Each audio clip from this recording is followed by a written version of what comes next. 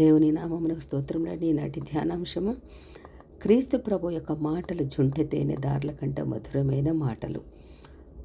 క్రీస్తు ప్రభు నోరు అతి మధురము. పరమగీతంలో 5వ అధ్యాయం 16వ వచనం ప్రకారం నీ నోరు శ్రేష్ఠ ద్రాక్షారసము వలె ఉన్నది, ఆ శ్రేష్ఠ ద్రాక్షారసము నా ప్రియునికి మధుర పానీయము. పరమగీతం 7వ అధ్యాయం 9వ వచనం ప్రకారం అండి. నీ జిహ్వ క్రింద మధుర క్షీరములు కలవు. పరమగీతంలో 4వ అధ్యాయం 10వ వచనం ప్రకారం పాలు తేనెలు కలిపి తీపి చెప్పకనక్కర్లేదు కదండి, అతి మధురముగా ఉంటుంది. మధురమైన క్షీరములు కలిగినది అనగా నాలుక ఎంత చక్కటి మాటలు, మనుషుల్ని రక్షించే మాటలు, యేసుక్రీస్తు నోట నుంచి వచ్చే మాటలు, జీవపు మాటలు, మరి మనుషుల మీద బలపరిచే మాటలు యేసుక్రీస్తు నోట నుండి వచ్చాయి. కాబట్టి వీటితోటి పోల్చి చెప్పడం జరుగుతుందండి. యెహోవా నాతో మాటలాడిన దూతకు ఆదరణకరమైన మధుర వచనములతో ఉత్తరం ఇచ్చాను. జకర్యా గ్రంథం 1వ అధ్యాయం 13వ వచనం ప్రకారము ప్రవక్త సెలవిస్తున్నారు. అట్టి మధుర వాక్కుతోని ఆయన ఆకాశంలో నిర్మించాను. ఆయన మాట మిక్కిలి స్వచ్ఛమైనది, సంతోషింపచేయునది, బ్రతికించినది, వివేకం ఇచ్చినది, విడుదల కలిగించినది, రక్షణ ఇచ్చేది, వెలుగు కమ్మని ఆజ్ఞాపించినది. ఆయన తన నోటితో తన భక్తులకు తన ప్రజలకు శుభవచనము సెలవిచ్చినది. ఏమనగా కీర్తన గ్రంథం 85వ అధ్యాయం 8వ వచనం ప్రకారము అట్టి మధురమైన అతని నోటి శుభవచనము మనకెంతో ఆకర్షణీయమైనది, ఆకాంక్షము కలిగినది. పిల్లలారా మీరు వచ్చిన మాట వినుడి. కీర్తన గ్రంథం 34వ అధ్యాయం 11వ వచనం ప్రకారము అంటూ చెడ్డ మాటలు కపటపు మాటలు మీ నోట పలకకూడదని కూడా హెచ్చరిస్తున్నారు. అట్టి మాధుర్యాన్ని గ్రహించ సంసిద్ధులము అవుదామండి.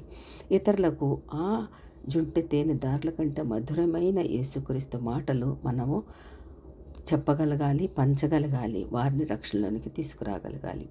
క్రీస్తు స్వరము చాలా మాధుర్యమైనది, నీ స్వరము మధురము. పరమగీతం 2వ అధ్యాయం 14వ వచనం ప్రకారము మహాజ్ఞాని అయిన సొలొమోను చవి చూసి చెప్పగలుగుతున్నాడు. ఆలకించుడి, నా స్వరము వినబడుచున్నది అని ప్రభువే ఆహ్వానిస్తున్నారు.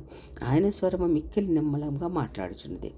రాజులు రాసిన 1వ గ్రంథం 19వ అధ్యాయం 12వ వచనం ప్రకారము జలముల మీద వినబడుచున్నది, అరణ్యమును కదిలించు ప్రభావం గలది, బలమైనది, దేవదారు వృక్షములను విరుచున్నది, లేళ్లను ఈయన చేయునది, అగ్ని జ్వాలలు ప్రజ్వలింప చేయగలిగినది దేవుని మాటలు. అట్టి మధురమైన స్వరముతోనే ఆయన బాలుడైన సమూయేలును తన సేవకు పిలిచాడు. అగ్ని జ్వాలలలో ప్రత్యక్షమే మోషేను నాయకునిగా నియమించాడు. పరిశుద్ధ స్థలము నుండి యెహోషువను పిలిచి ఏర్పరచుకున్నాడు. ఆ మధుర స్వరముతోనే పిలిచి హింసాపరుడైన సౌలును పౌలుగా మార్చి తన చేతి సాధనముగా అనేక గొప్ప కార్యములు చేయించగలిగాడు. దావీదును తండ్రిగా కోరుకున్నాడు. యోసేపుకు తన పుట్టుక పరమార్థము వివరించాడు. ఎందరో భక్తులకు తన స్వరాన్ని వినిపింపజేయగా అట్టి స్వర మాధుర్యాన్ని మనము వినగలగాలి. విన్నవారందరూ కూడా ఏ విధంగా బాధ్యతగా యేసుక్రీస్తు అప్పచెప్పిన పనులు చేయగలిగారో మనము కూడా దేవుని వాక్యము విని, ఆయన స్వరము విని, ఆయన మనకి ఏమి చెప్పారు, ఏ బాధ్యత అప్పగించారో మనము ఈ లోకంలో ఆ బాధ్యత తప్పకుండా నెరవేర్చడానికి ప్రయాసపడాలండి.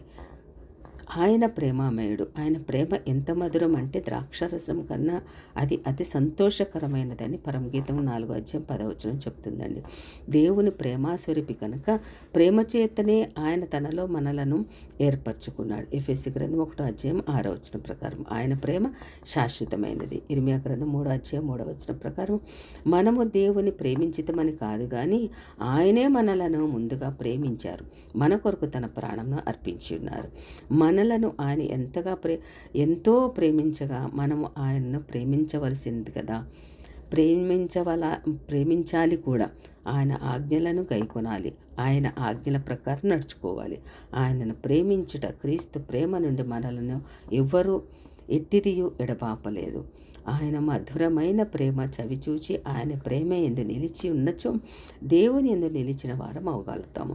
ప్రేమ లేనివాడు దేవుని ఎరిగినవాడు కాడు అంటున్నాడు యోహాను భక్తుడు. ప్రేమ మరణమంత బలమైనది, నిన్ను వలె నీ పొరుగు అని ప్రేమించవలననే ఆయన ఆజ్ఞ. ఆ ఆజ్ఞను అనుసరించి ఆయన మధుర ప్రేమకు పాత్రలం అవుదాం. ఆత్మఫలమైన ప్రేమను అందించుకోవాలండి. ప్రతి వారికి కూడా అందించగలగాలి. ప్రభువు దయాళుడని మీరు రుచి చూచి తెలుసుకునే నీడల క్రొత్తగా జన్మించిన శిశువులను పోలిన వారి రక్షణ విషయములో ఎదుగుటకు వాక్యం అనే పాలను ఆపేక్షించుచుండవలనని వాక్యము మనల్ని హెచ్చరిస్తుందండి. పేతురు రాసిన మొదటి పత్రిక 2:1-2 వచనములలో చెప్తుంది. ప్రభు దయాళుడు.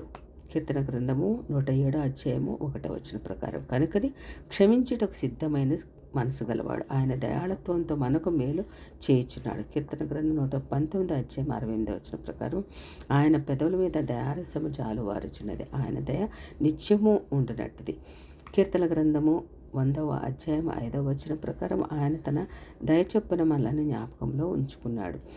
కీర్తన గ్రంథం 25:7 వచనం ప్రకారం ఆయన దయ ఇష్కాలం అంతా నిలిచినట్టుది. ఆయన తన దయాళత్వము మాధుర్యాన్ని రుచి చూచిన మనము మన నోట వెంబడి దూషణ మాటలు రానియకుండా సమస్త దుష్టత్వము, కపటము, వేషధారణ, అసూయలు మానుకోవాలి.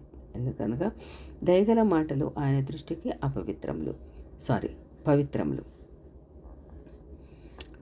సామెతల గ్రంథం 15:16 వచనం ప్రకారం. అంతేకాదు దయగల మాటలు పలుకువానికి రాజు స్నేహితుడగును. సామెతల గ్రంథం 22:11 వచనం. ఎంత గొప్ప ఆధిక్యత అండి ఆయన మనకి ఇచ్చి ఉన్నారు. ఆత్మ మనలను సమభూమి గల ప్రదేశమందు నడిపించును. కీర్తన గ్రంథం 143:10 వచనం ప్రకారము. దయాళత్వము ఆత్మ ఫలించే ఫలములలో ఒకటి. గలతీ రాసిన పత్రిక 5:22 వచనం ప్రకారం దేవుని చేత ఏర్పరచబడిన మీరు దయాళత్వమును ధరించుకొనవలసినదని వాక్యము హెచ్చరిస్తుందండి. ఇటు రీతిగా మనము దేవుని యొక్క మాటలను గైకొనగలిగి దేవునికే మనము స్నేహితులు కాగలిగి దేవుని బిడ్డలముగా మనము బాధ్యత కలిగి ఈ యొక్క మధురమైన వాక్కులను ఇతరులకు మనము బోధించగలిగి చెప్పగలిగినప్పుడు వారిని దేవుని దగ్గరికి నడిపించగలిగి దేవుని యొక్క ప్రేమ మాధుర్యమైన మాటలు వారికి వినిపించడానికి మనము ప్రయాసపడదామండి. ఆమె